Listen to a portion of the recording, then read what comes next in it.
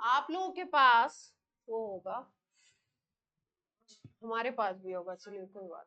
आज है lecture number 4 और डिसप्रपोर्शनेशन रिएक्शन सीखी थी हमने, कम कॉम्प्रपोर्शनेशन सीखी,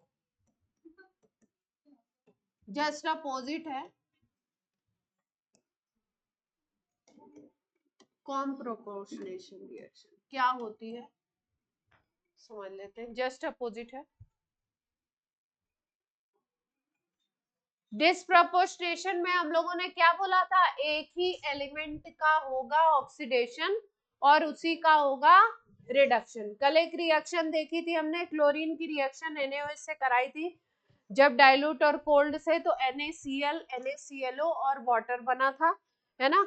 उसमें Cl का जो हुआ था, क्लोरीन एलिमेंट का ऑक्सीडेशन और क्लोरीन का ही रिडक्शन हुआ था, है ना। तो इसका मतलब कि अगर बात करते हैं हम लोग डिसप्रपोर्शनेशन की,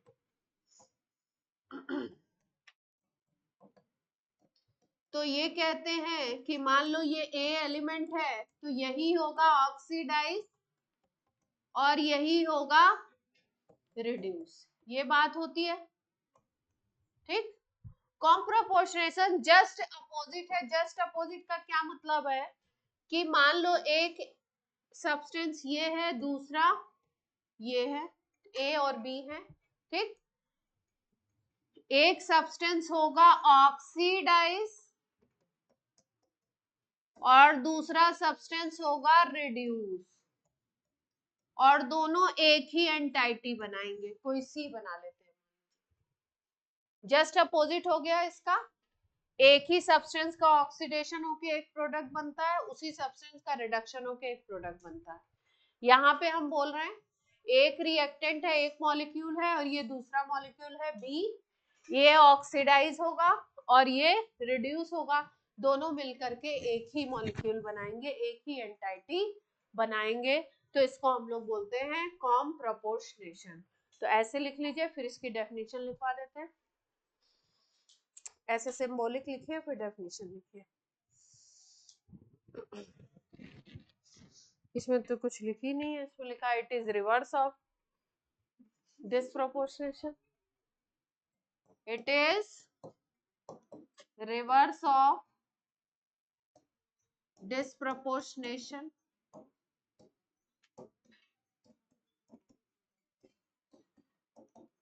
लैंग्वेज में लिखना है तो लिख सकते हैं one substance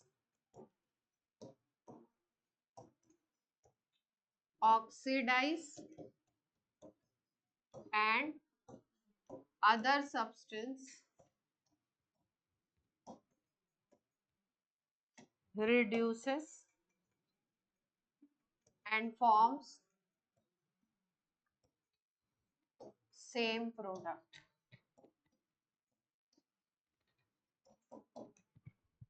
and forms same product। एक रिड्यूस होगा, एक ऑक्सीडाइज होगा, और क्या बनाएंगे दोनों मिल करके, सेम प्रोडक्ट बना देंगे। एग्जाम्पल लिख लेते हैं।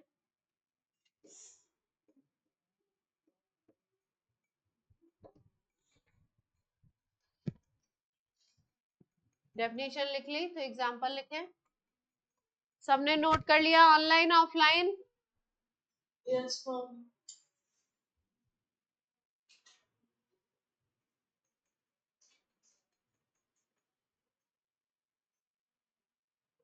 नोट कर लिया आपने?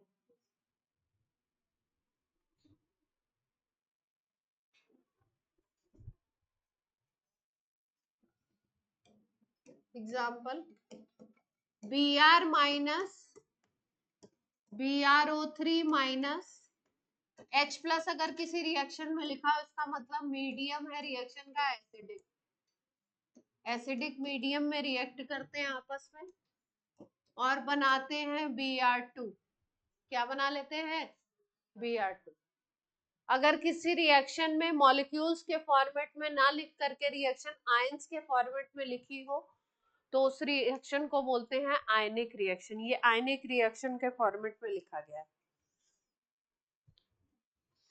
और बैलेंस करें तो 3Br2 यहाँ पे आता है, यहाँ 3H2O आता है, इधर आता है आपका 5Br माइनस, बैलेंस हो गई रिएक्शन।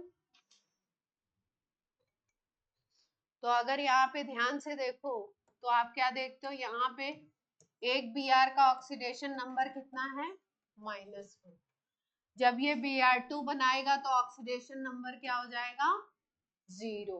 Br2 में ब्रोमीन पे 0 होगा, तो -1 से 0 जा रहा है, यानी क्या हो रहा है, इंक्रीज ऑक्सीडेशन नंबर, यानी क्या हो रहा है इसका, ऑक्सीडेशन।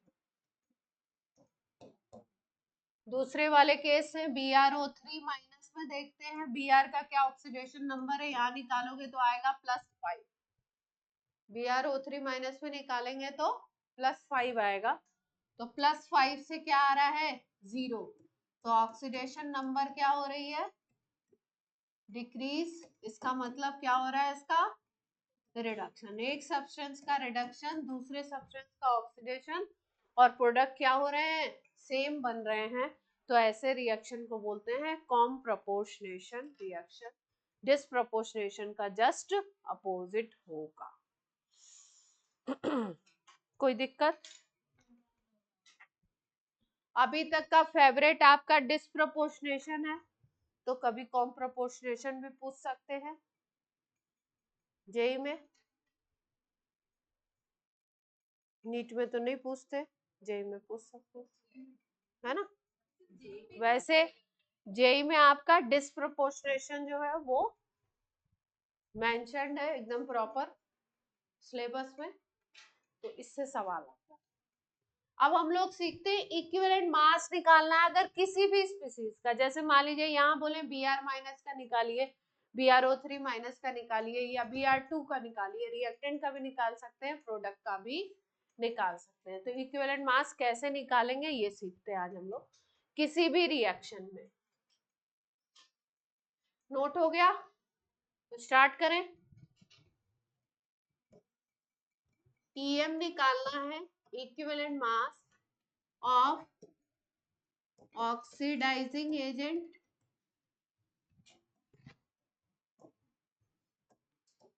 या रिड्यूसिंग एजेंट, किसी का भी।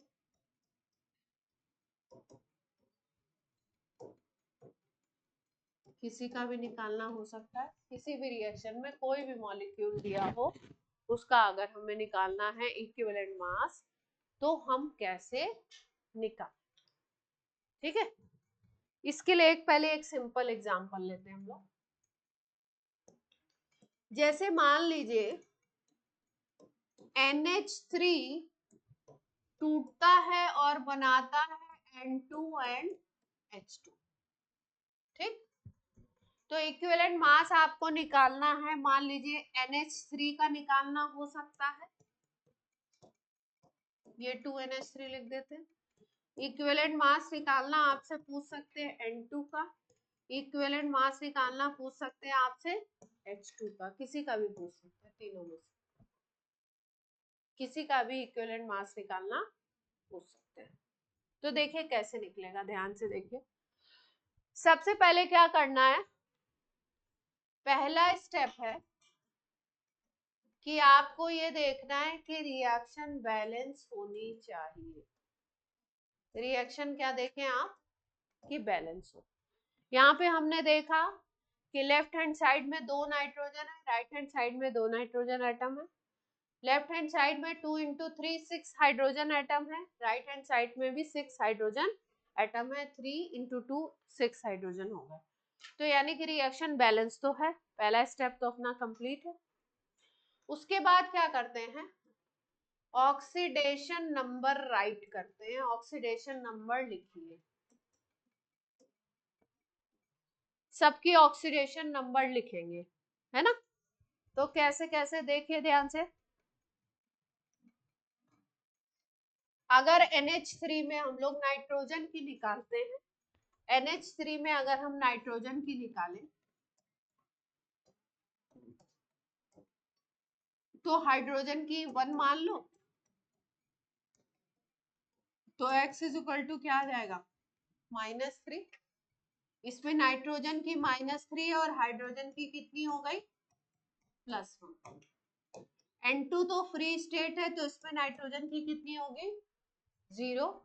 और H2 आपकी क्या है, फ्री स्टेट है, तो हाइड्रोजन की क्या होगी इसमें, 0। तो जितने एलिमेंट रिएक्शन में थे सबकी हमने क्या कर ली, ऑक्सीडेशन नंबर निकाल ली।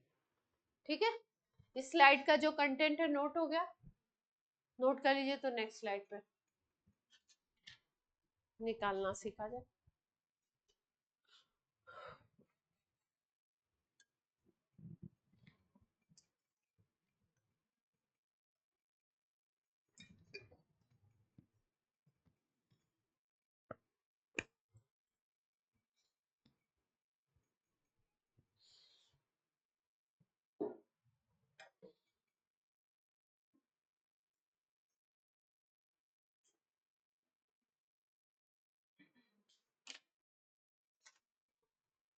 हो गया नोट इसका कंटेंट।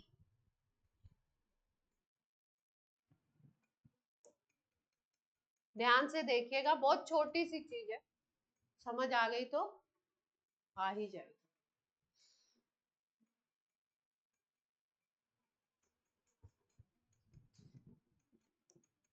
अब हमारा रिएक्शन था ये रिएक्शन था अपना। ठीक है, अब अगर हमें निकालना है इक्विवेलेंट मास ऑफ NH3 निकालना है, पहला स्टेप है इक्विवेलेंट मास ऑफ NH3 निकालना चाहिए। तो किसी एक एलिमेंट का देख लीजिए कि उसमें कितना चेंज आ रहा है। जैसे नाइट्रोजन के एक का यहाँ पे था -3 और यहाँ पे एक नाइट्रोजन का कितना था, 0। बैलेंस रिएक्शन में जितने एलिमेंट हैं इसका निकालना है, तो इसमें जितने एटम नाइट्रोजन के होंगे टोटल के लिए देखेंगे। तो अगर आप 1 नाइट्रोजन के लिए देखते हो तो चार्ज कितना है, -3। तो अगर यही आप 2 नाइट्रोजन के लिए देखोगे तो चार्ज कितना हो जाएगा, -6। ठीक, तो नाइट्रोजन का चार्ज आ गया -6। अब नाइट्रोजन यहां से किस में कन्वर्ट हो रही है, N2 में कन्वर्ट हो रही है। तो इसमें देखते हैं, अगर यहाँ पे 1 नाइट्रोजन के लिए देखते थे तो 0, तो 2 के लिए भी क्या होगा, 0। चेंज कितने का दिखाई देता है आपको, कितने यूनिट का चेंज दिख रहा है, -6 से 0 6 यूनिट का चेंज होगा। चेंज तो इतने का ही हो रहा है। तो अमोनिया का अगर इक्विवेलेंट मास निकालना है तो क्या करेंगे, मॉलिक्यूलर वेट या मोलर मास कह दीजिए डिवाइडेड बाय n फैक्टर। यहाँ पे n फैक्टर हो जाएगा, n फैक्टर हो जाएगा यहाँ पे 6। अमोनिया का होता है 17 मोलर मास। क्लियर है बात, तो मोलर मास बाय 6 नोट कर लीजिए।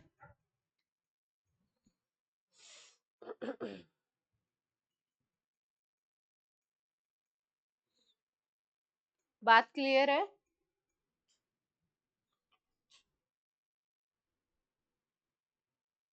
किसी भी एक एलिमेंट के चेंज से ले सकते थे, हाइड्रोजन से भी देख सकते थे। यहाँ पे हमने किसका चेंज देखा, अमोनिया में 2 एलिमेंट है, नाइट्रोजन का केवल देखिए। हाइड्रोजन से भी निकालते तो यही आंसर आता।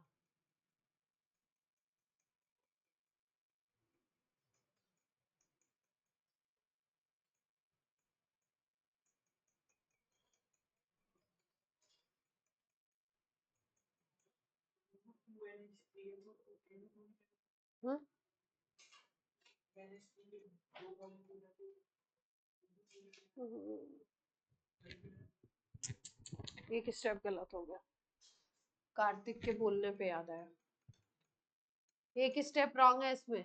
1 मिनट रुक जाओ, जो नोट कर रहे हैं वो 1 मिनट,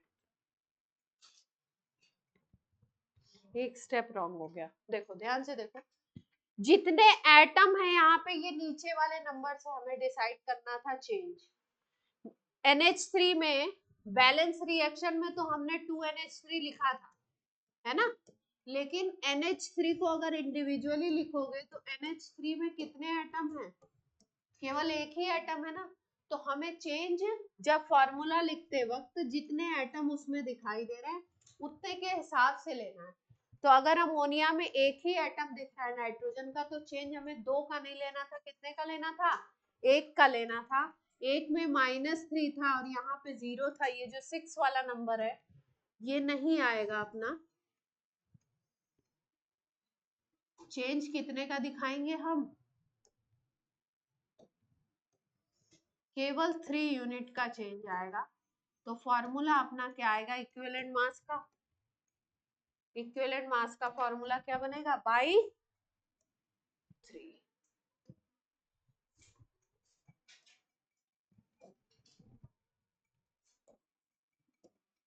जिसका इक्विवेलेंट मास निकालना है, आप क्या करो, पहले तो लिख लो रिएक्शन बैलेंस, लेकिन जिस एलिमेंट को देख रहे हो आप उस एलिमेंट को उसका फॉर्मूला लिख के देखिए कि फॉर्मूला में कितने एटम्स हैं।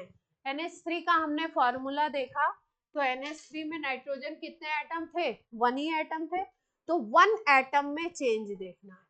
अगर हाइड्रोजन के हिसाब से हम अमोनिया का इक्विवेलेंट मास निकालना चाहते, हाइड्रोजन के हिसाब से भी निकाल सकते हैं, तो 3 एटम का देखना पड़ता, क्योंकि अमोनिया के एक मॉलिक्यूल में कितने एटम हैं, 3। अगर यही हाइड्रोजन के हिसाब से कैलकुलेट करोगे तो 3 हाइड्रोजन के हिसाब से देखोगे, एक के हिसाब से देखोगे तो एक हाइड्रोजन का यहाँ +1 है, तो 3 का कितना हो जाएगा, +3, और यहाँ पे किस में जा रहा है, 0 में, तो 3 से 0 में डिफरेंस कितने का आ गया, 3 यूनिट का। तो भी अगर आप निकालोगे तो मोलर मास डिवाइडेड बाई 3 ही आएगा। ठीक, अब ये वाला जो नंबर है इस पे ध्यान देने की बात क्यों है, क्योंकि जब रिएक्टेंट का निकालते हैं तो अलग तरीके से हो जाता है, प्रोडक्ट का निकालते हैं तो अलग तरीके से। अब क्या अलग होगा N2 में देखते हैं। अमोनिया का नोट कर लिया सबने, आप कुछ पूछ रहे थे, यही पूछ रहे थे, अच्छा। अब इसी रिएक्शन से आपको पूछ लिया रिएक्शन लिख करके कि इक्विवेलेंट मास आप N2 का निकालिए।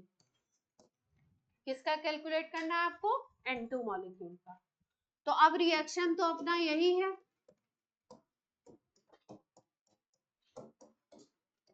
अब की बार हमारा टारगेट क्या है, अब की बार हमको किसका निकालना है, N2 का। तो N2 का निकालते वक्त देखिए, N2 में अगर देखो तो फॉर्मूला लिखते वक्त कितने एटम्स है नाइट्रोजन के, 2 एटम्स है। नाइट्रोजन के कितने एटम्स हैं, 2 एटम्स। तो 2 एटम्स के हिसाब से आपको चेंज देखना पड़ेगा। यहाँ पे एक नाइट्रोजन का चार्ज था -3, यहाँ पे एक नाइट्रोजन का चार्ज था 0। तो आपको किसके हिसाब से, इस नंबर के हिसाब से देखना है, 2 के हिसाब से। तो 2 नाइट्रोजन के हिसाब से चार्ज यहाँ पे तो 0 ही रहेगा, यहाँ पे 2 नाइट्रोजन के हिसाब से चार्ज कितना हो जाएगा, -6 हो जाएगा। तो आपकी बार चेंज कितने का हो जाएगा, 6 यूनिट का। इसका मतलब अगर आपको निकालना है इक्विवेलेंट मास ऑफ N2, तो आप मोलर मास डिवाइडेड बाय 6 करोगे। N2 का मोलर मास आता है 28 डिवाइडेड बाय 6। हाँ, कहाँ,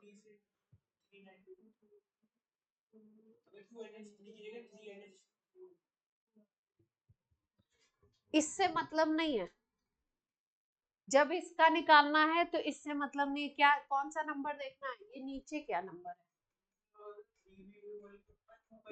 2 का ही निकालेंगे। बैलेंसिंग में 3BO 4BO जितने मॉलिक्यूल हो, आपको ये देखना है N2 का निकालना है तो 2 नाइट्रोजन में चेंज निकालना है। अब H2 का अगर निकालना है तो हम लोग 2 हाइड्रोजन में चेंज निकालेंगे। यहाँ पे 3H2 लिखा हुआ है, लेकिन कितने हाइड्रोजन में चेंज निकालेंगे, 2 हाइड्रोजन निकाले। N2 का निकल गया। क्वेश्चंस में रिएक्टेंट का भी पूछ सकते हैं और प्रोडक्ट का भी पूछ सकते हैं, इसलिए दोनों का सीखना जरूरी बात समझ आ रही सबको? ऑनलाइन? Yes, ma'am.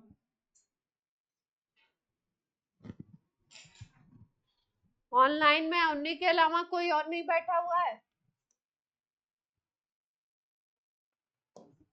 आवाज किसी की नहीं आती है?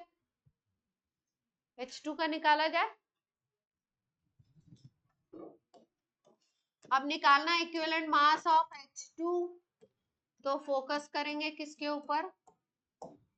H2 के ऊपर, N2 को भूल जाएंगे, है ना। यहाँ पे 1 हाइड्रोजन का था चार्ज +1, यहाँ पे 1 हाइड्रोजन का चार्ज है 0।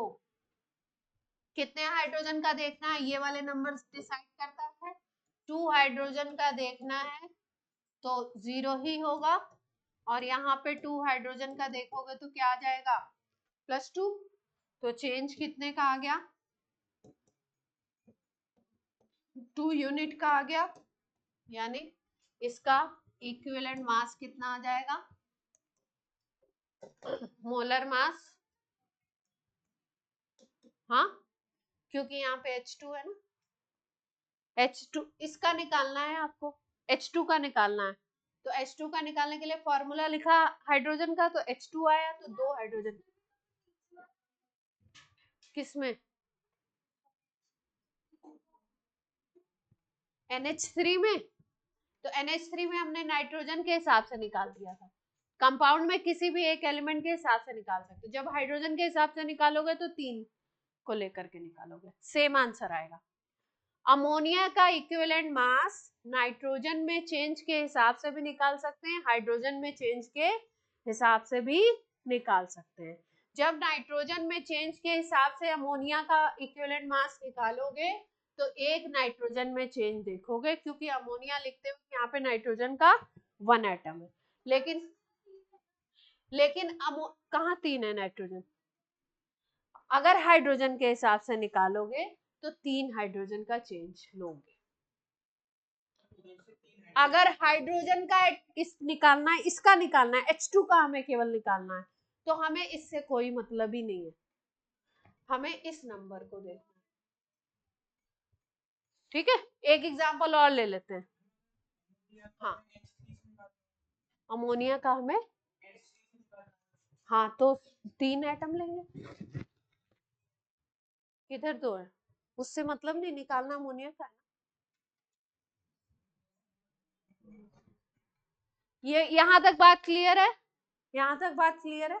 एक एग्जांपल और लेते हैं बढ़िया सा, देखो इंपॉर्टेंट पॉइंट नोट करो।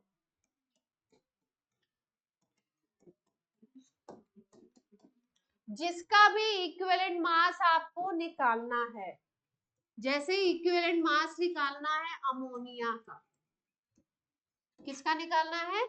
अमोनिया का। तो 2 तरीके से निकाल सकते हैं, 2 वे है इसके। पहला वे है नाइट्रोजन में चेंज देख लीजिए, और दूसरा वे है हाइड्रोजन में चेंज देख लीजिए।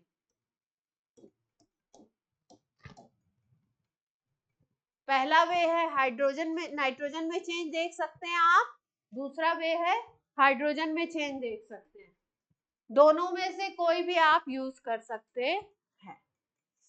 नाइट्रोजन में चेंज अगर आप देखोगे तो अमोनिया लिखते वक्त अमोनिया का 1 एटम है, इसलिए नाइट्रोजन में जो चेंज देखोगे वो 1 नाइट्रोजन में चेंज देखोगे। अगर इसी का इक्विवेलेंट वेट आप हाइड्रोजन के चेंज के हिसाब से निकालना चाहते हो तो हाइड्रोजन के चेंज के हिसाब से क्या होगा आपका? NH3 लिखते वक्त 3 हाइड्रोजन है, इसलिए यहाँ पे कितने हाइड्रोजन में चेंज देखोगे आप? 3 हाइड्रोजन में। इससे भी निकाल सकते हो, कंपाउंड अगर है उसमें 2 एलिमेंट है, 3 एलिमेंट है, 4 एलिमेंट है, किसी एक में चेंज से निकाल सकते हो कंपाउंड का इक्विवेलेंट मास। क्लियर है बात इतनी? अब जैसे इसी रिएक्शन में अगर आपसे पूछ लिया गया है किसका निकालना है? N2 का इक्विवेलेंट मास, तो N2 में आपको सीधे सीधे N2 का पूछा तो अमोनिया से कोई मतलब ही नहीं है, बस चेंज देखने के लिए अमोनिया को यूज करेंगे। कितने नाइट्रोजन में चेंज देखेंगे? 2 नाइट्रोजन में कितना चेंज। अगर H2 का निकालना है तो किसका देखेंगे? 2 हाइड्रोजन में कितना चेंज हो रहा है। क्लियर है बात? क्लियर?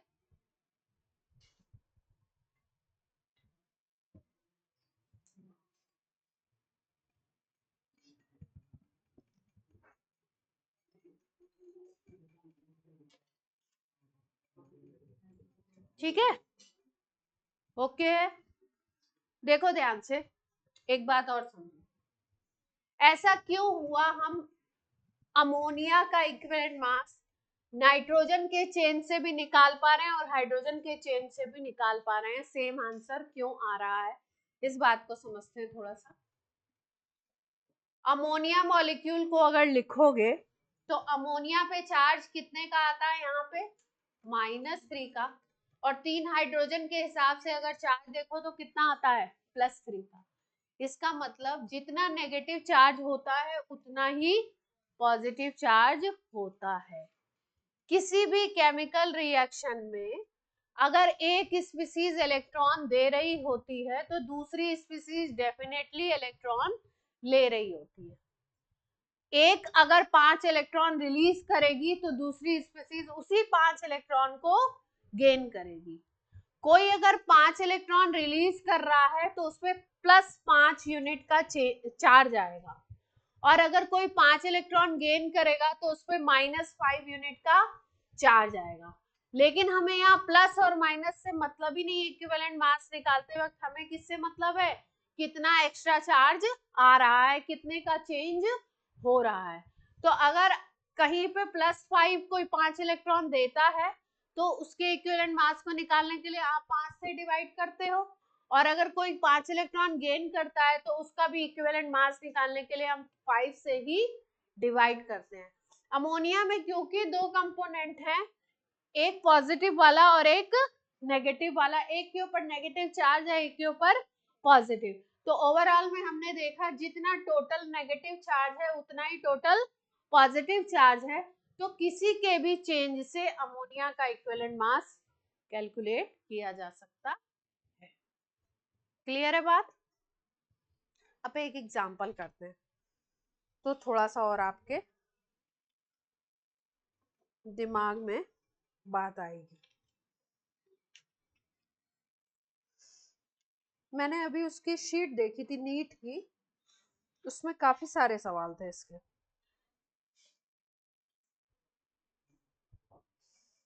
नीट की शीट में काफी सारे क्वेश्चन थे, तो देख लेते हैं। जेई में की शीट में भी है।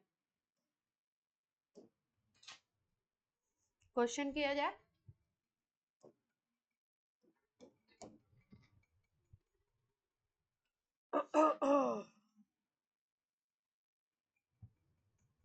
Cu2S रिएक्शन ऐसे लिखा है, Cu2S plus MnO4 minus gives, बनता है आपका Cu+2 plus Mn+2 plus SO2। ये रिएक्शन गिवन है।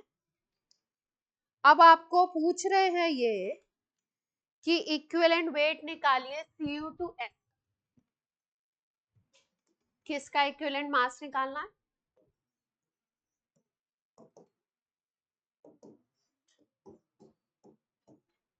इसका निकालना है। ठीक है, इस रिएक्शन में अगर देखो तो सब कुछ बैलेंस सा दिख रहा है। कौन बैलेंस नहीं दिखाई दे रहा है? SO2 भी बैलेंस नहीं है, कॉपर भी बैलेंस नहीं है, है ना?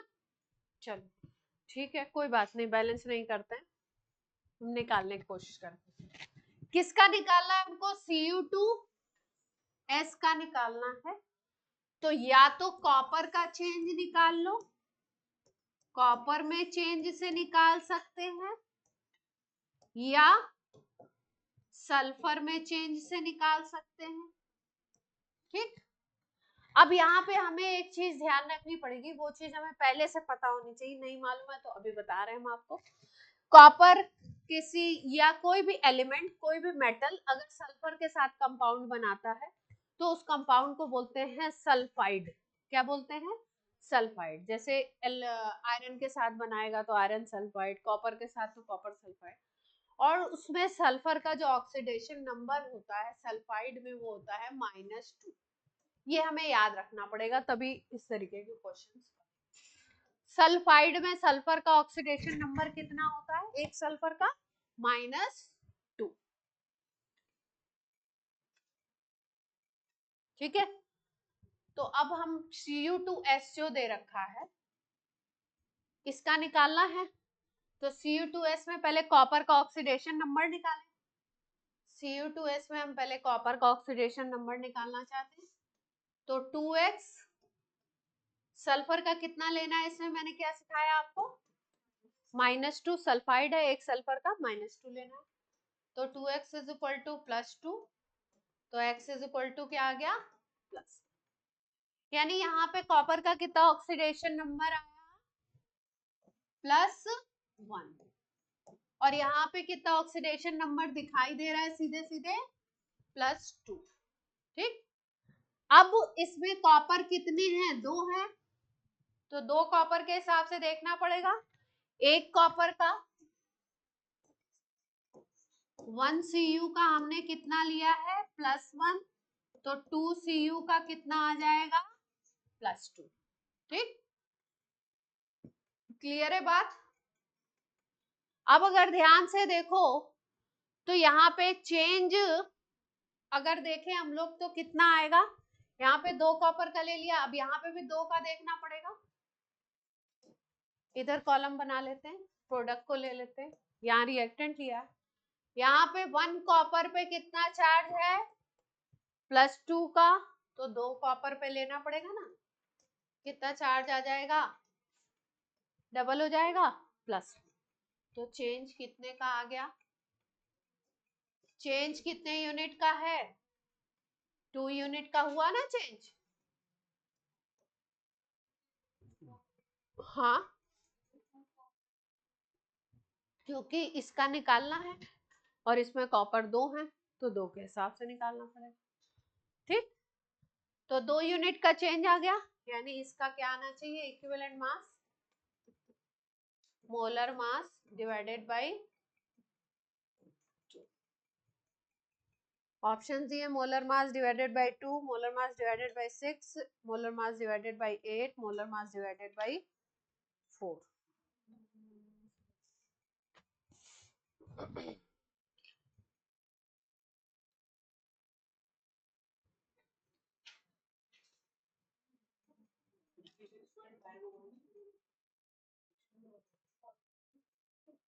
किसका? कॉपर का 63.5। अच्छा, इसमें सल्फर के हिसाब से जरा देखिए कितना आ रहा है। सल्फर के हिसाब से देखिए कितना आएगा। सल्फर के हिसाब से एक बार देखिए।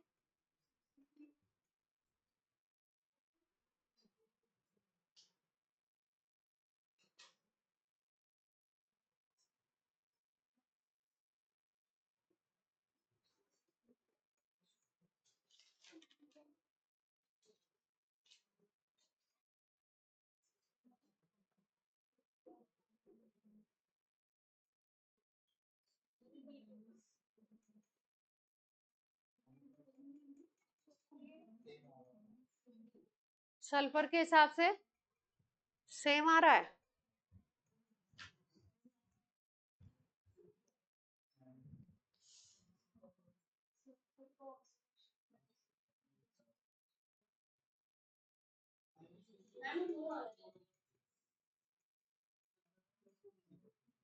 कितना आ रहा है इसी का? डिवाइडेड बाय 2, सेम ही आ रहा है। सेम नहीं आ रहा है। सेम ही आ रहा है।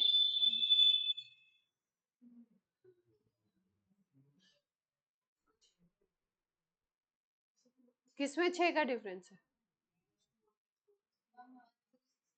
-2 और +4 में डिफरेंस आ गया ना, डिफरेंट केस बन रहा है। देखो कौन कह रहा है सेम आ रहा है? Cu2S से अगर SO2 बन रहा है तो इसमें कितना था एक सल्फर का? -2, और इसमें एक सल्फर का कितना आ रहा है? +4। चेंज आ गया कहानी में, क्या आ गया? ट्विस्ट आ गया। -2 से +4 के यूनिट में कितने यूनिट का चेंज है? 6 यूनिट का।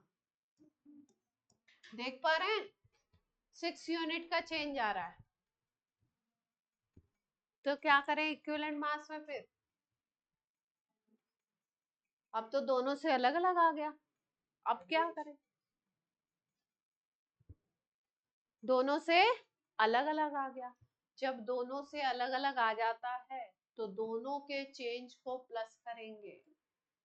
तब क्या करेंगे? दोनों के चेंज को प्लस करेंगे।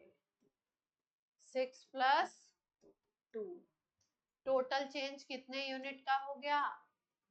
8 यूनिट का। अब क्या बन जाएगा?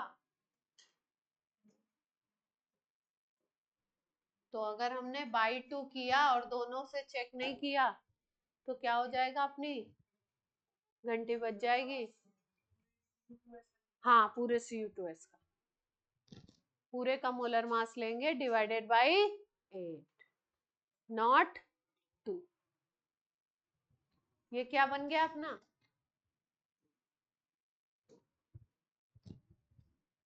ये नोट कर लिया था?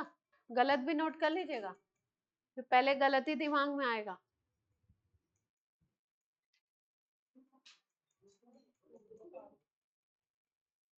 क्या हुआ?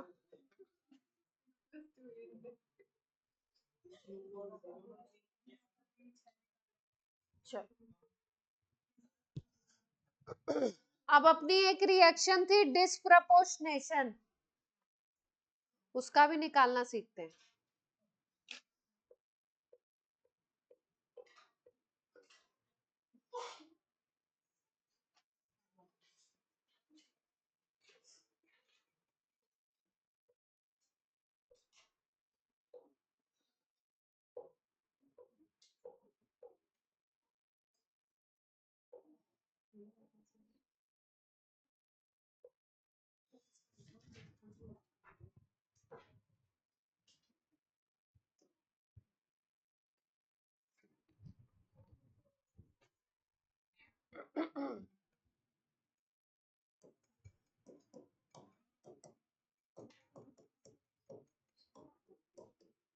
स्पेशल एग्जाम्पल क्या स्पेशल है भाई इसमें?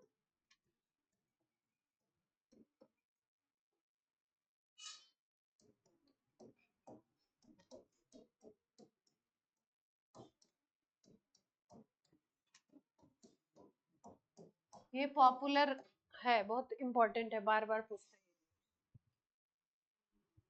3NaOH लिख दे इसको, केवल OH- फॉर्मेट में भी आ सकती है, NaOH भी मिल सकता है।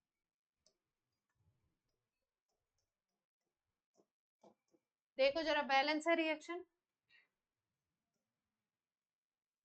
रिएक्शन चेक कर लो बैलेंस है कि नहीं।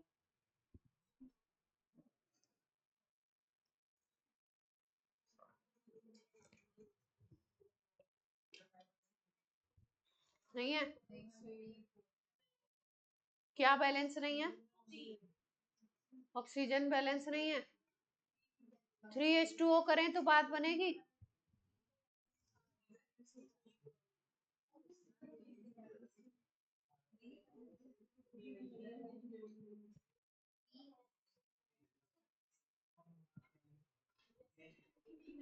P तो बैलेंस है। हाइड्रोजन और ऑक्सीजन को देख लीजिए, सोडियम है, हाइड्रोजन की बैलेंस है। 3 हाइड्रोजन इधर, 2 इधर, 5, और इधर है आपके 6 और 7 हाइड्रोजन है। तो बैलेंस करो, ऑक्सीजन कैसे बैलेंस कर सकते हो? 3H2O लोगे तो हो जाएगा क्या बैलेंस? यहाँ 3H2O लेके देखें, 3 ऑक्सीजन इधर से 3 ऑक्सीजन इधर से 6 ऑक्सीजन हो गए, हो गए। हाइड्रोजन देख लो, हाइड्रोजन कितने हो गए? 3 + 6 9 हो गए। यहाँ पे 3 × 2 6 और ये 3 9 हो गए। अब बैलेंस हो गई। ठीक, चलो अब इसमें कैसे निकालें P4 का? P4 का निकालना चाहते हैं इक्विवेलेंट मास। किसका निकालना चाहते हैं?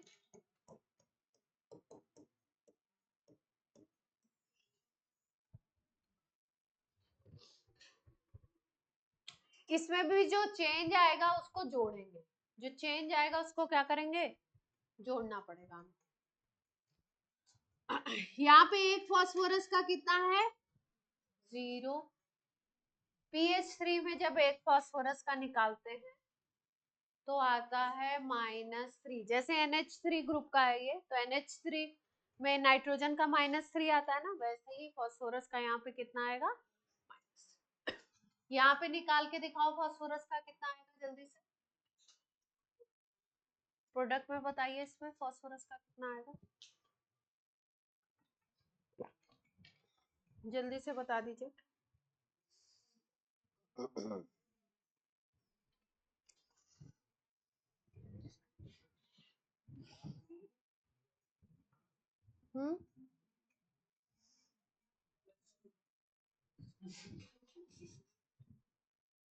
आराम से निकालो, जल्दी नहीं।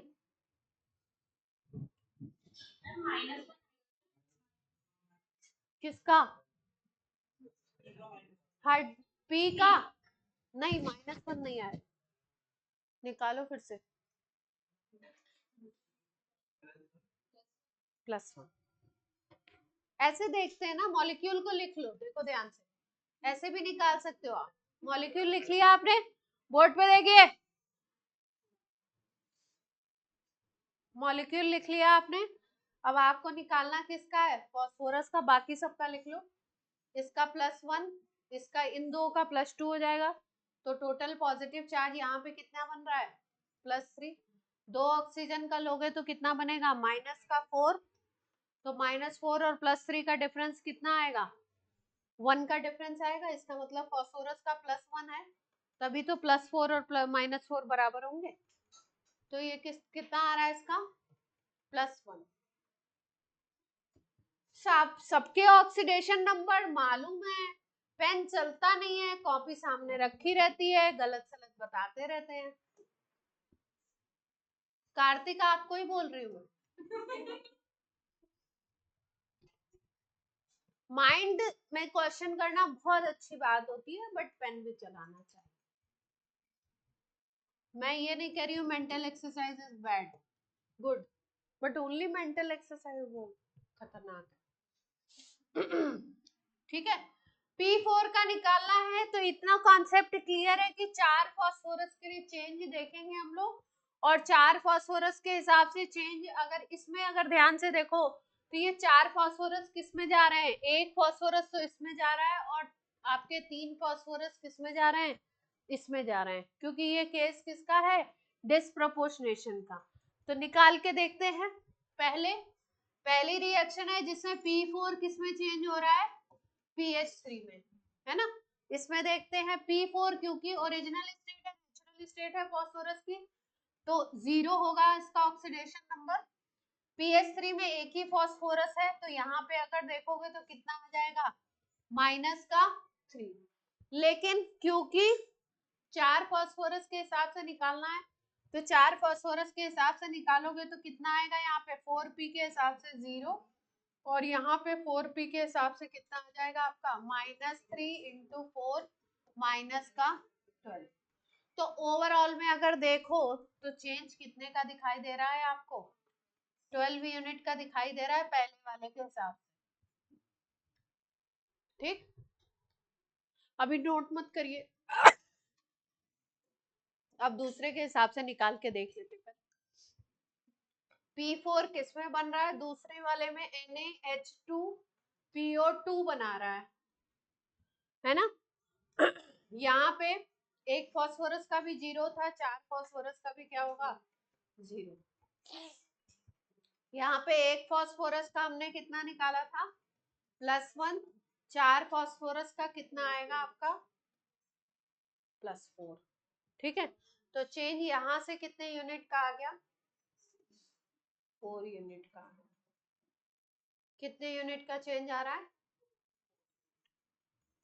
ठीक, तो दोनों से अलग अलग आ गए। अब क्या करें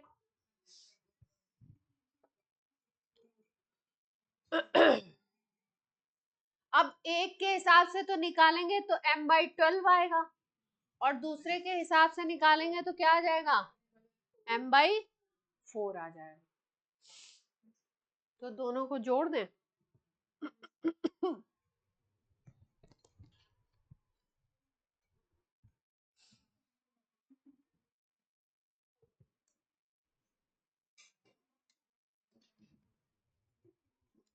एक चीज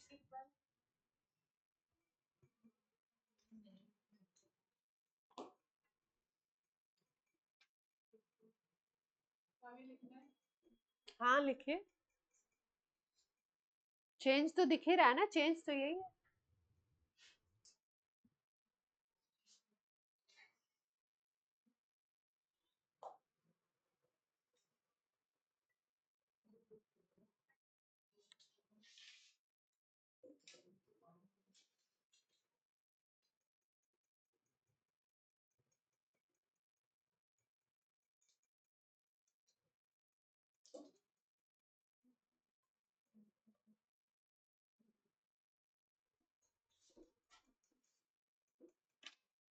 नोट हो जाए तो बोल दीजिएगा।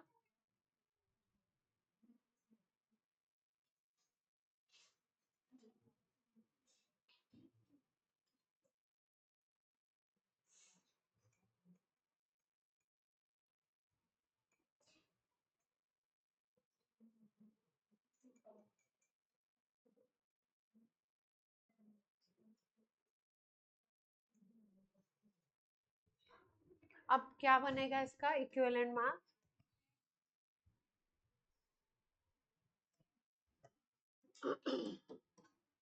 m/4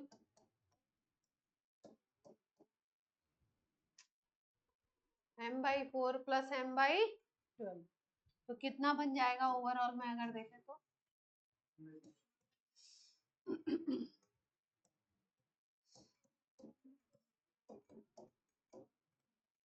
4m/12 आ रहा है।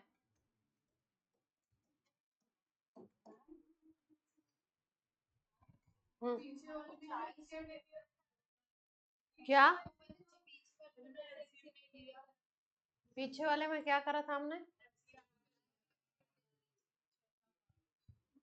6 7 8 आ रहे हैं, उसके रीजन पे आ रहे हैं। अब रीजन सिखाएंगे आपको, उसका रीजन ऐसा क्यों हो रहा है।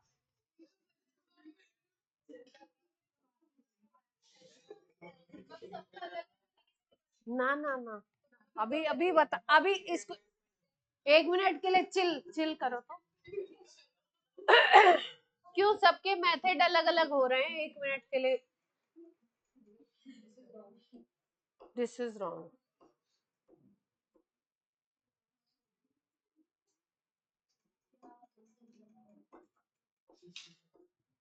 क्या हुआ,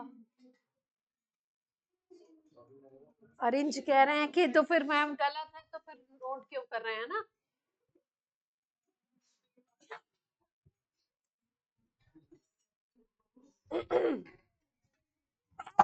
अब इसका आप लोग करेंगे क्या, अब क्या करने वाले हैं इसका,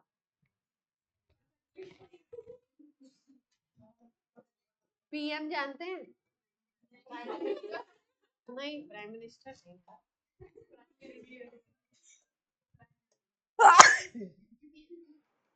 अब ऐसा क्यों हो रहा है, इसका अब हम लोग करेंगे, क्या बोलते हैं उसको, प्रधानमंत्री नहीं है, पोस्टमार्टम, पोस्टमार्टम बोलते हैं ना।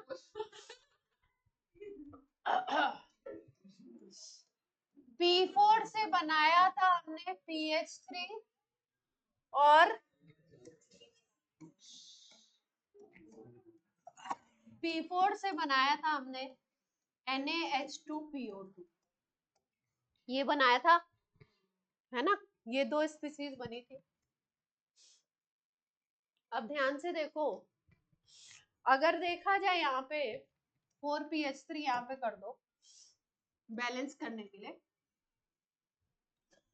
तो यहाँ पे अगर देखो तो 4 फास्फोरस से यहाँ 0 था, यहाँ -3 था, और 4 के हिसाब से यहाँ 0, और यहाँ कितना आया था चार्ज, -12। ठीक, किसी स्पीसीज पे अगर माइनस चार्ज आ जा रहा है, तो माइनस चार्ज आने का क्या मतलब है कि वो स्पीसीज क्या करने वाली है, इलेक्ट्रॉन गेन करेगी या लूज, गेन करेगी।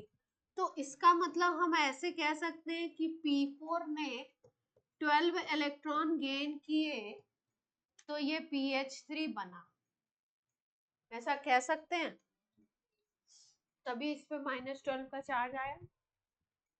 अब यहां से देखते हैं इसी रिएक्शन को, ये P4 है, तो यहाँ 4 फास्फोरस के हिसाब से देखोगे तो 0 ही है, यहाँ पे 4 फास्फोरस के हिसाब से अगर देखोगे तो कितना चार्ज आया था अपना, 1 के हिसाब से +1 था, तो 4 के हिसाब से कितना आया था, +4 आया था, है ना। तो अब किसी स्पीसीज पे पॉजिटिव चार्ज आ रहा है, इसका मतलब वो क्या कर रही है, इसने तो गेन ऑफ इलेक्ट्रॉन किया था, और इसने क्या किया था, लॉस किया, तभी तो इस पे आ रहा है। P4 से क्या बन रहा है, NaH2PO2 बनने में क्या हो रहा है, ये 4 इलेक्ट्रॉन को लूज कर रहा है, ये कह सकते हैं हम लोग ऐसे। 4 इलेक्ट्रॉन को क्या कर रहा है, ये लूज कर रहा है। ठीक, लेकिन हमेशा रिएक्शन में क्या होता है कि कोई भी रिएक्शन हो रहा हो तो रिएक्शन में एक रूल चलता है कि जितने इलेक्ट्रॉन लूज होंगे, लॉस होगा, उतने ही इलेक्ट्रॉन गेन होंगे, उतने ही इलेक्ट्रॉन क्या होंगे, गेन होंगे। जितना इलेक्ट्रॉन कोई स्पीसीज लॉस कर रही होगी, उतना ही कोई इलेक्ट्रॉन गेन कर रही होगी। तो यहाँ तो हमें लॉस और गेन इक्वल नहीं दिखाई दे रहा है, लॉस और गेन हमें क्या दिखाई दे रहे हैं, अलग अलग दिखाई दे रहे हैं। तो अगर इस रिएक्शन को हम लोग अलग तरीके से सोचें, अब बोलोगे अब अलग तरीके से क्या ही सोचें, अब आ जाते हैं इस पे बैलेंस रिएक्शन। इस रिएक्शन को अगर हम लोग अलग तरीके से सोचें, कैसे सोचें कि ये P4 का एक फास्फोरस है, ये PH3 बना रहा है, और इस P4 में जो 3 फास्फोरस हैं वो क्या बना रहे हैं, NaH2PO2 में जा रहे हैं। एक फास्फोरस तो बना रहा है PH3, और 3 फास्फोरस किस में जा रहे हैं, NaH2PO2 में जा रहे हैं। अगर एक फास्फोरस के हिसाब से PH3 बनता है, तो चेंज एक के हिसाब से कितने का आएगा, -3 का आएगा। और अगर हम लोग यहाँ 3 के हिसाब से देखते हैं, तो यहाँ पे भी चेंज कितने का आएगा, +3 का आएगा। यहाँ पे एक फास्फोरस के हिसाब से -3 का, यहाँ पे 3 फास्फोरस के हिसाब से कितने का चेंज आया, +3 का। यानी कि चेंज तो सेम है, लेकिन चेंज क्या हो रहा है, डिवाइड हो रहा है। जैसे मान लीजिए कोई 4 इलेक्ट्रॉन लूज कर रहा है, तो गेन करने के लिए 2 स्पीसीज बैठी हुई हैं, एक ने 4 इलेक्ट्रॉन लूज किए, तो एक स्पीसीज ने 1 इलेक्ट्रॉन गेन कर लिया, और दूसरी स्पीसीज ने 3 इलेक्ट्रॉन गेन कर लिए। ऐसा चल रहा है। डिस्प्रोपोर्शनेशन में क्या हो रहा है, इस तरीके से हो रहा है कि जो सिंपल रिएक्शन होता है, जैसे इस रिएक्शन की बात करो तुम, ये हो रहा है, मान लो रिएक्शन Sn+2 गिव्स Fe+3 हो रहा है, और बनता है Sn+4, और यहाँ पे बनता है Fe+2। ठीक है, तो अगर इस रिएक्शन की बात करोगे आप, तो आप यहाँ पे इसको बैलेंस करने, चार्ज कैसे बैलेंस कर सकते हो यहाँ, अगर इसको कर लो 6 बना लो, इसको बनाओ 2, इसको बनाओ 3, तो कितने का चार्ज होगा डिफरेंस? ये +3 है तो यहाँ पे आएगा चार्ज +6 का, और यहाँ पे चार्ज कितने का आ जाएगा? +6 का ही आएगा। और अगर यहाँ Sn+2 है, Sn+2 है और Sn+4 है ना, तो ये +2 से +4 में जा रहा है, यानी 2 इलेक्ट्रॉन लूज कर रहा है। ये बात सबको समझ आती है, ठीक? और अगर ये आपका +3 से +2 में जाता है तो कितने इलेक्ट्रॉन लूज कर रहा है, लूज कर रहा है या गेन कर रहा है? ध्यान से बोलो। +3 से बन रहा है +2, इधर है चार्ज +3, इधर है चार्ज +2, एक इलेक्ट्रॉन इसमें जुड़ेगा तभी तो +3 +2 बनेगा। एक इलेक्ट्रॉन को 1 यूनिट मान लो, तो +3 में 1 यूनिट जोड़ोगे माइनस वाली तो 2 बनेगा, ठीक है? तो इसका मतलब क्या समझ आता है कि इसने 1 इलेक्ट्रॉन लूज किए, गेन किया, और इसने 2 इलेक्ट्रॉन लूज किया। अब बैलेंस करने के लिए यहाँ अगर 2 2 कर दोगे तो आपको ये पता चलेगा कि इसने 1 इलेक्ट्रॉन का चेंज किया, अब यहाँ पे चेंज कितने का आ गया? 2 का आ गया। तो इसने तो 2 इलेक्ट्रॉन लूज किए और इस स्पीसीज ने 2 इलेक्ट्रॉन गेन किए। तो ऐसे रिएक्शंस में तो सीधे सीधे दिखता है एक स्पीसीज उतने इलेक्ट्रॉन गेन करेगी, दूसरी स्पीसीज उसको कैप्चर करने के लिए बैठी हुई है। लेकिन अपना जो ये केस है ये डिफरेंट केस है। इस केस में क्या हो रहा है? P4 ही चेंज हो रहा है PH3 में, और P4 ही चेंज हो रहा है किसमें? NaH2PO2 में, है ना? अगर इस स्पीसीज को देखो तो 4 फास्फोरस 0 से -12 पे जा रहा है। 0 से कितने पे जा रहा है? -12 पे। किसी पे चार्ज माइनस आ रहा है, यानी वो कितने इलेक्ट्रॉन गेन कर रहा है? 12 इलेक्ट्रॉन गेन कर रहा है। इसका मतलब अगर ये इससे ये बनने में 12 इलेक्ट्रॉन का गेन हो रहा है, तो कहीं पे 12 इलेक्ट्रॉन क्या हो रहे होंगे? लॉस हो रहे होंगे, ठीक? तो 12 इलेक्ट्रॉन का अगर आप लॉस सोचोगे तो यहाँ पे तो हमें कितने का दिखाई दे रहा है? 4 का ही दिख रहा है। इसका मतलब कहीं ना कहीं आपको अगर इक्वल करना है तो इसमें कितने का मल्टीप्लाई करना पड़ेगा? 3 का आपको मल्टीप्लाई करना पड़ेगा। इसीलिए यहाँ पे फैक्टर आपका 12 का आया और यहाँ पे फैक्टर कितने का आया था? 4 का आया था। 12 और 4 के फैक्टर को जब इसको पूरा मैथमेटिकली हम लोग सॉल्व करेंगे तो क्या बनेगा अपना? ये हमको बनाना पड़ेगा। जब मैथमेटिकली सॉल्व करोगे तो एक को m/4 लोगे और एक को क्या लेना पड़ेगा आपको? m/12। ये पूरी कहानी हुई किस लिए? क्योंकि हमको चेंज को क्या करना था? इक्वल करना था। और यहाँ पे बिल्कुल सिंपल केस नहीं है कि इसने 4 लड्डू दिए और दूसरा कोई बैठा उसने 4 लड्डू ले लिए। यहाँ पे क्या है? ये 4 लड्डू फेंक रहे हैं और एक स्पीसीज ऐसी है जो 1 लड्डू गेन कर रही है, दूसरी स्पीसीज जो है क्या कर रही है? 3 लड्डू गेन कर रही है। तो क्या हो रहा है? एक कॉम्बो बन रहा है। कॉम्बो की वजह से हमको क्या लेना पड़ रहा है? m/4 + m/12, ठीक? तो कहीं पे भी अगर डिस्प्रपोर्शनेशन दिखाई दे आपको रिएक्शन, तो डिस्प्रपोर्शनेशन में क्या करना है आपको? सीधे सीधे दोनों के हिसाब से चेंज निकालो और चेंज को नीचे रख दीजिए। m/4 m/12 जो भी चेंज आता है, m/x m/y, और दोनों को एड अप कर दीजिए। पहले वाले केस पे आ जाते हैं। अलग अलग जा रहे थे, Cu2S को भी देख लेते हैं। अरेंज क्या दिक्कत है? अरेंज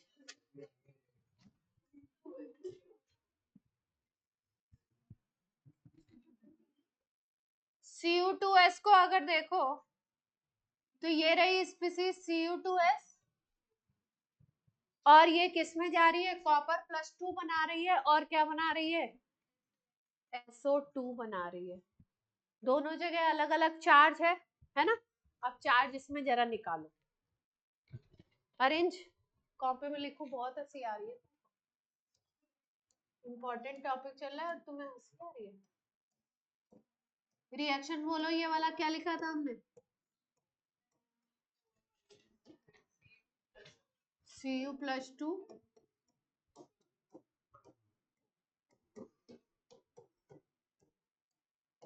सबके ऑक्सीडेशन नंबर लिखिए सारे एलिमेंट के, फिर चेंज वेंज निकाला जाए। हाँ वापस से लिखेंगे, उसी में कर देंगे तो गड़बड़ नहीं हो जाएगा।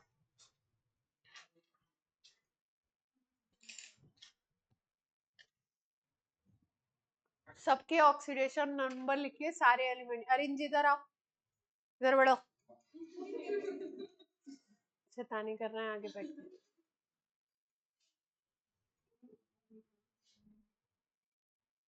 सारे एलिमेंट के ऑक्सीडेशन नंबर लिखिए, सारे एलिमेंट के रिएक्टेंट प्रोडक्ट सब में सबके ऑक्सीडेशन नंबर लिख डालिए।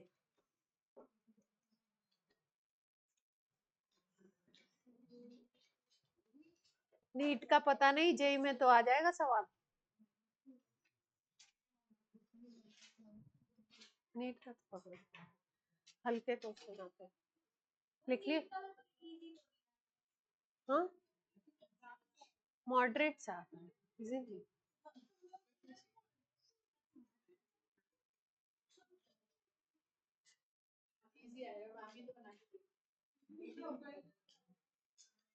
पीछे क्या देख रहे हो? रिएक्शन में लिखना है सबका ऑक्सीडेशन नंबर कैलकुलेट करके।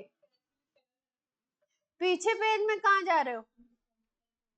सल्फर का बताया तो था -2 होता है सल्फाइड का, ध्यान से सुना होता तभी तो।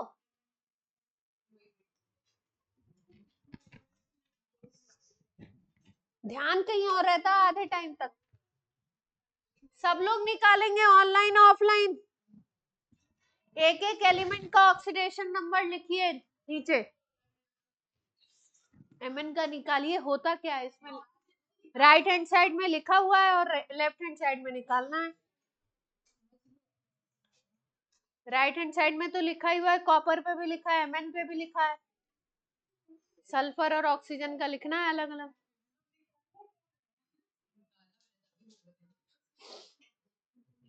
कार्तिक लिख लिया आपने? दिखाइए।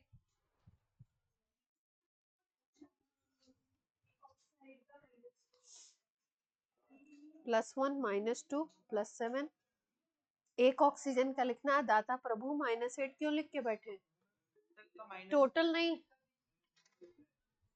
एक एक एलिमेंट का, एक एक एटम का लिखना है, सबका नहीं पूरा लिख के बैठ गए। सारांश क्या दिक्कत है? नहीं निकल रहा है? एक सल्फर का था -2, तो 2 कॉपर का +2 है, तो एक कॉपर का कितना आ जाएगा? +1। Mn का देख लीजिए, यहाँ पे निकालते हैं तो +7 आता है, एक ऑक्सीजन का -2, एक एक का लिख रहे हैं। यहाँ पे कॉपर का +2, आवाज ना करें बच्चियों। क्या 7 कैसे आया? MnO4 माइनस का निकालने नहीं आता है। Mn को X करिए, यहाँ -1 आएगा, जो चार्ज होता है वो इधर आ जाएगा। +7 ऐसे नहीं निकलेगा।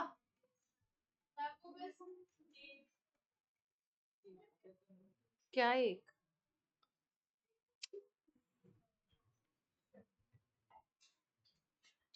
SO2 में सल्फर का कितना आया है? SO2 में सल्फर का, एक सल्फर का है कितना? प्लस का। और ऑक्सीजन का कितना है? एक ऑक्सीजन का। सबका लिख लिया। अब कॉपर देखिए कहाँ से कहाँ जा रहा है। कॉपर कॉपर +1 से कहाँ पे जा रहा है? +2 में। कॉपर और कहीं नहीं गया, कॉपर यहाँ से सी में गया, है ना? तो कॉपर में चेंज, 2 कॉपर में चेंज कितने का आया? एक कॉपर +1 था, यहाँ पे एक कॉपर +2 था, यहाँ पे आ जाएगा +2 2 कॉपर के हिसाब से, और वहां पे कितना बन जाएगा +4। तो चेंज कितने का आ जाएगा कॉपर में 2 यूनिट का ही आएगा, है ना। और देखने से क्या पता लग रहा है कि यहाँ पे +2 था ओवरऑल चार्ज कॉपर पे, एक कॉपर पे +1, दो पे +2। यहाँ पे एक कॉपर पे चार्ज है +2, तो दो पे कितना आ जाएगा +4, यानी 2 यूनिट बढ़ गया चार्ज। 2 यूनिट बढ़ने का मतलब क्या हो गया लॉस ऑफ इलेक्ट्रॉन। चार्ज बढ़ने का मतलब लॉस ऑफ इलेक्ट्रॉन, यानी 2 इलेक्ट्रॉन इसने क्या किए हैं लॉस किए। ये हिसाब किताब लिख रहे हैं। अब सल्फर पे आ जाते हैं। सल्फर पे चार्ज है -2 का, और सल्फर किस में बना, सल्फर गया कहाँ पे SO2 बना रहा है। तो SO2 में एक सल्फर पे कितना चार्ज आ रहा है +4 का। -2 से +4 का चेंज कितने यूनिट का चेंज है 6 यूनिट का चेंज है ना। तो चार्ज बढ़ रहा है या घट रहा है -2 से +4 बढ़ रहा है। चार्ज बढ़ने का मतलब लॉस ऑफ इलेक्ट्रॉन, कितने इलेक्ट्रॉन लॉस किया इसने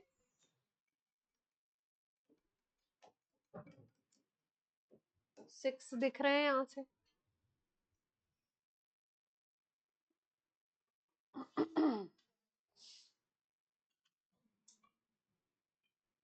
ठीक है आगे बढ़ते हैं।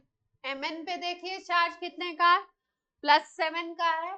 +7 से कहां पे जा रहा है +2 में। चार्ज क्या हो रहा है कम हो रहा है, तो यानी गेन ऑफ इलेक्ट्रॉन हो गया। तो कितने का इलेक्ट्रॉन का गेन हुआ 5 इलेक्ट्रॉन का हो जाएगा।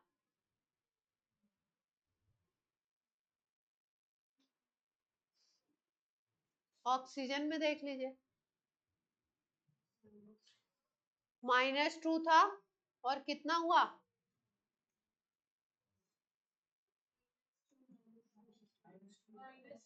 -2 ही है, तो ऑक्सीजन में कोई चेंज नहीं है। तो अब ध्यान से देखो गेन और लॉस बराबर दिख रहे हैं क्या। लॉस कितने का हो रहा है अगर हम लोग ध्यान से देखें तो लॉस हो रहा है अपना 2 इलेक्ट्रॉन इधर और 6 इलेक्ट्रॉन उधर, तो 10 यूनिट का तो लॉस हो रहा है 8 का। और गेन कितने का दिखाई दे रहा है 5 का दिख रहा है। तो अगर लॉस और गेन को बराबर करना चाहे तो कोई मल्टीप्लाई वगैरह कर सकते हैं इसमें। ध्यान से देखो कुछ मल्टीप्लिकेशन हो सकता है। लॉस और गेन को बराबर करने का क्या तरीका है स्पीसीज में मल्टीप्लाई कर सकते हैं, तो क्या किससे करें हम्म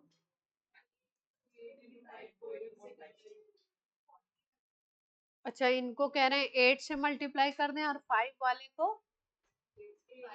को 8 से और 8 वाले को 5 से करके देखें। अगर यहाँ 8MnO4 कर देते हो और वहां पे कर देते हो आप कितने का मल्टीप्लाई करना है 5 का कर दीजिए, तो रिएक्शन बैलेंस होगी क्या देखो बैलेंस करके। मल्टीप्लाई करने का मतलब है इधर भी मल्टीप्लाई होगा इधर भी मल्टीप्लाई होगा। यहाँ 5 का है ना तो यहाँ पे 8 का मल्टीप्लाई करके देखो, और इसमें ओवरऑल में कितने का आ रहा है 8 का आ रहा है, तो इसमें मल्टीप्लाई करके देखो 5 का, है ना। अब देखो रिएक्शन बैलेंस हो रही है, लॉस और गेन अब बराबर कर पा रहे 6+2 में 6+2 में कर देते हैं पूरे में। पूरा तो कर ही रहा है ना, एक बार पूरा करके देखते हैं। मल्टीप्लाई करो, इक्वेशन मल्टीप्लाई करके लिखो दीदी। Cu2S में 5 का मल्टीप्लाई होगा, Cu+2 में 5 का मल्टीप्लाई होगा।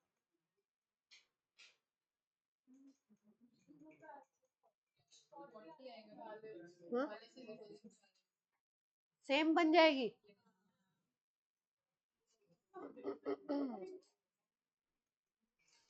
तो सल्फर में तो हमने कुछ किया ही नहीं, सल्फर में भी तो करना पड़ेगा।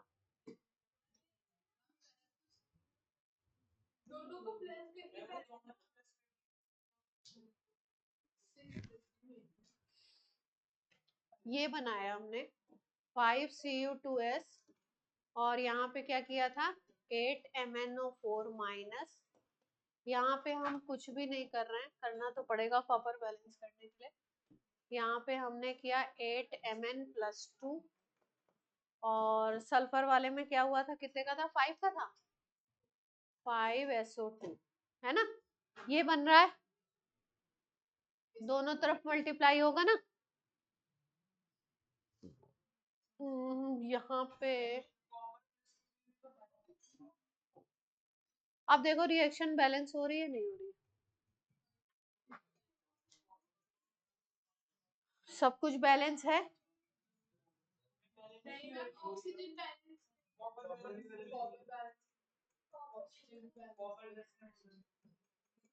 कॉपर को कैसे बैलेंस करें, कहाँ बैलेंस है, एक तरफ 5 है एक तरफ 10 है।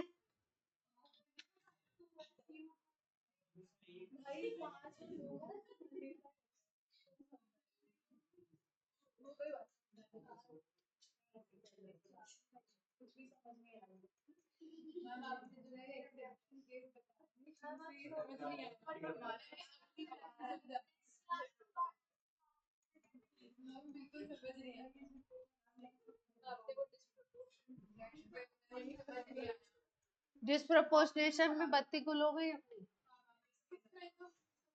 इसमें तो कुछ ही नहीं समझ आया बात तो।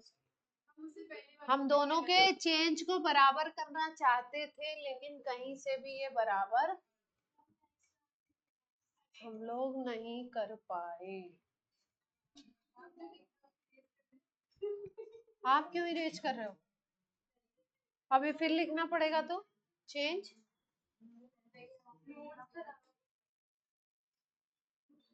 अच्छा इस रिएक्शन को पेंसिल से सिंपली बैलेंस करके देखो कि सिंपली कैसे बैलेंस कर सकते हैं इसको, एटम्स को बैलेंस करके देखो, बैलेंस कर पा रहे हो क्या, इसमें कुछ मीडियम मीडियम छूट गया क्या।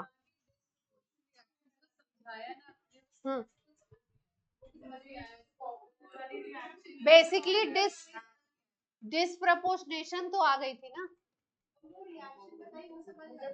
ये आज का एग्जांपल नहीं है।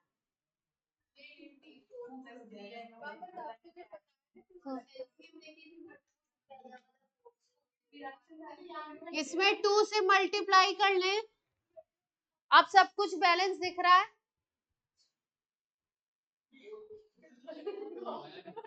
हाँ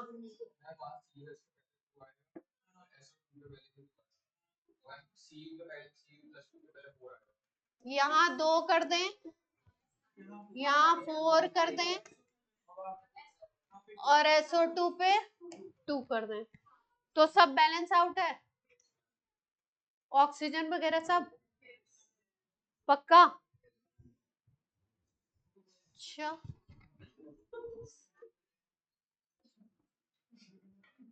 तो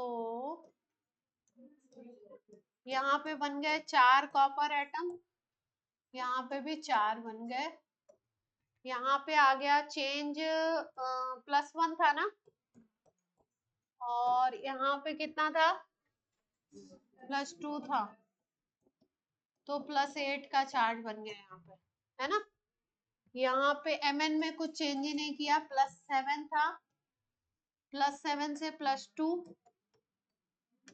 है ना, और 4 ऑक्सीजन में कोई चेंज वेंज था ही नहीं, तो सल्फर में -2 और -2 से कितने पे गए हम लोग, 2 सल्फर में -4 और यहाँ पे 2 सल्फर में कितना बन जाएगा, +4 × 2 प्लस का 8 बन गया, है ना। तो कुछ बात समझ में आई, लॉस गेन नहीं,